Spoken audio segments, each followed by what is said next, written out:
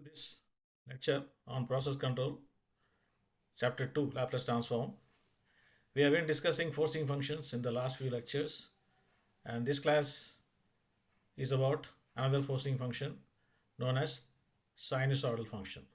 Sinusoidal function is a periodic function which repeats at regular intervals, which repeats at a fixed or constant period of time.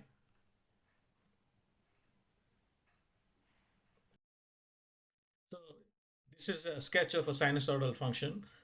So the equation for this is,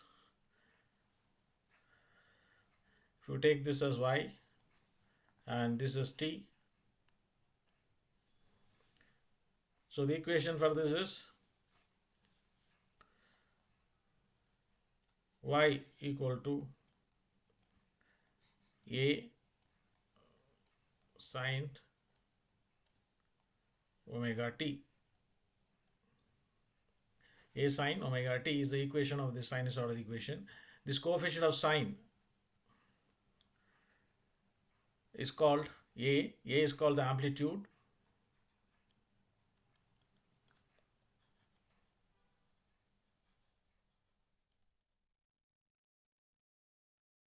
So this is A. In the figure, this is A. The amplitude, this also will be A. Everything will be A. The peak or the trough. So this is also A. So A is known as amplitude, which is the coefficient of sine is known as A. And omega is known as frequency. This is omega.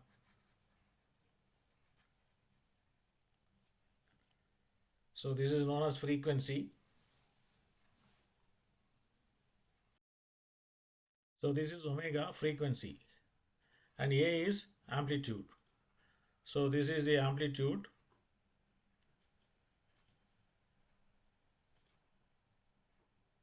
This is the amplitude. This is also the amplitude, and this is also the amplitude A. Omega is frequency, and this time is known as period. This is known as period T. So the time taken for one complete cycle, either from here to here, here to here, or from the peak to peak, is known as period T. So talking about frequency can be expressed in two ways.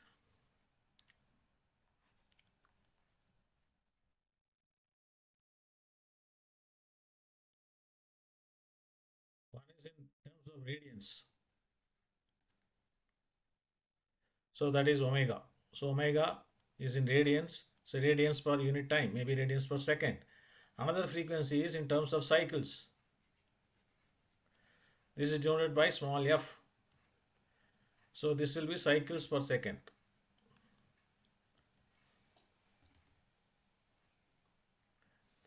So the relation between these two is omega equal to 2 pi f,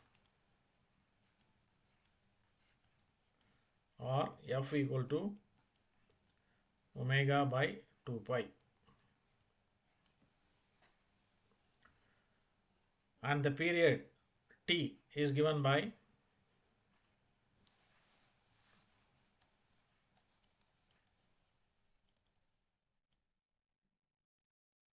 one by f, that is equal to 2 pi by omega. So these are the parameters involved in the sinusoidal function: frequency, amplitude. So they will appear directly in the equation, and period t is the time taken for one full cycle.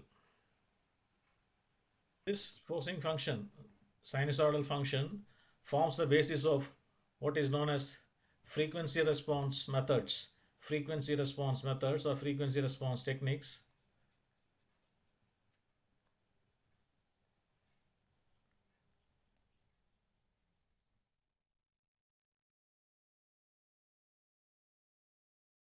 Sinusoidal function forms the basis of these frequency response techniques,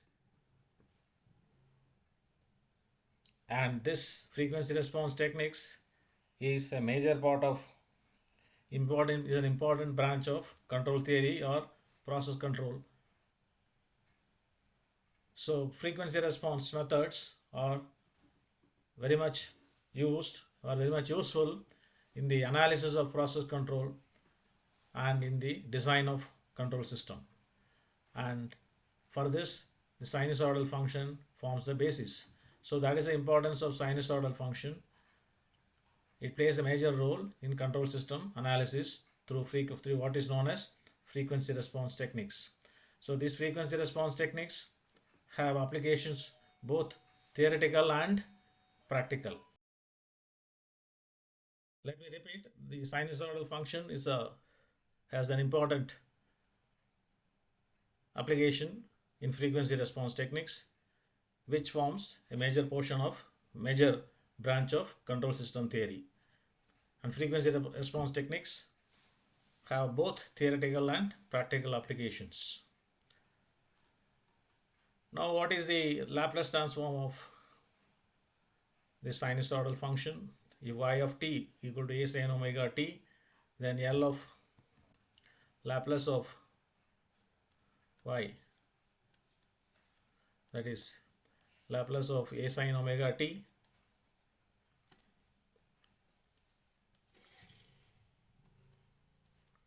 will be equal to what?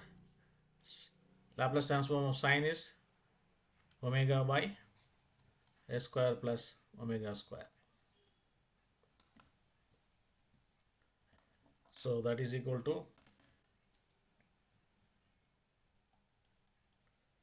a omega by a square plus omega square.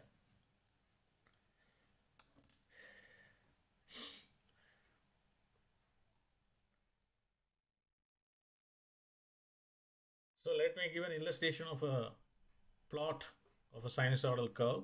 This plot here shows 3 sine 2x. Instead of t, I have taken x. So this is a plot of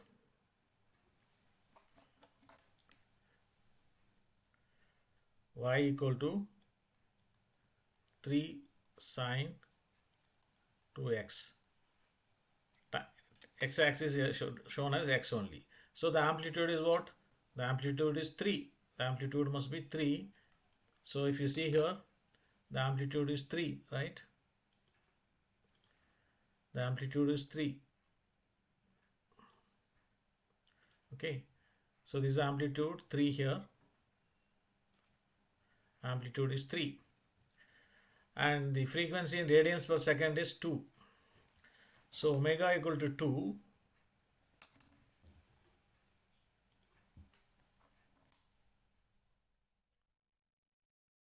Omega equal to 2.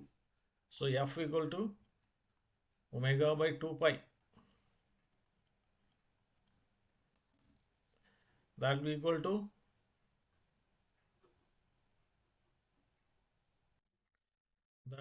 2 by 2 pi equal to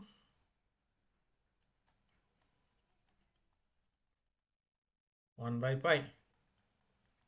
So frequency in radians per second is 2. Frequency in cycles per second is 1 by pi. And period t equal to 1 by f, that is equal to pi.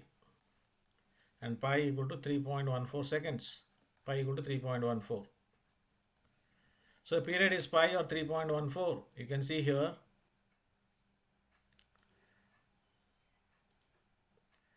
Period from here to here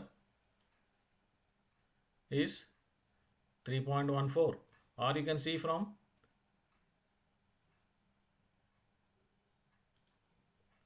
here, this place to one full cycle. One full cycle is, this is one full cycle, right? This is one full cycle. So what is the time taken for one full cycle? Approximately, yeah, it's visible, 3.14, little more than 3.14. So one full cycle is this, right?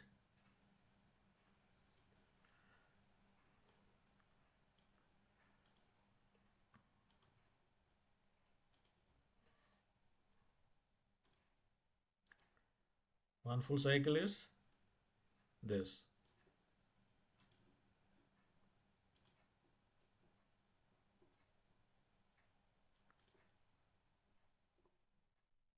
So this is one full cycle.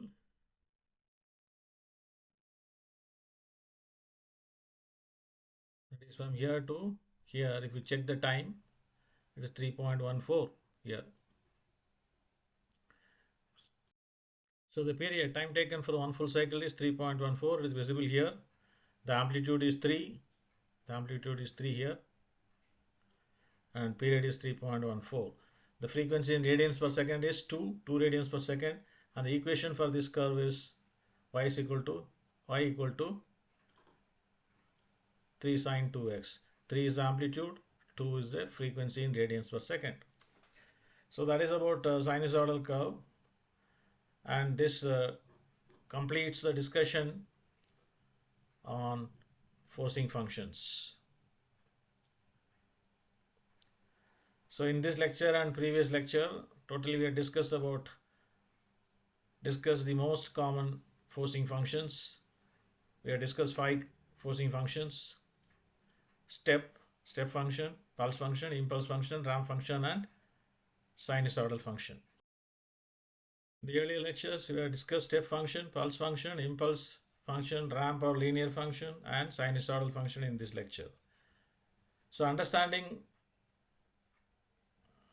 these forcing functions is very essential in the study of transient response of processes and control system analysis. So please go through the previous lectures also. The link for these lectures are given below in the description. The link for all these forcing functions are given in the description below. Go through them and try to understand what are these functions, how do they behave, what are their equations, and what are the Laplace transforms. So this will be very helpful in the study of transient response of processes, which will take up the later stage of this course. So as I requested earlier, if you like this, I hope you have understood these forcing functions. If you like them, please share to your friends, and also please subscribe to this channel so that you get notifications of the upcoming lectures. See you till then.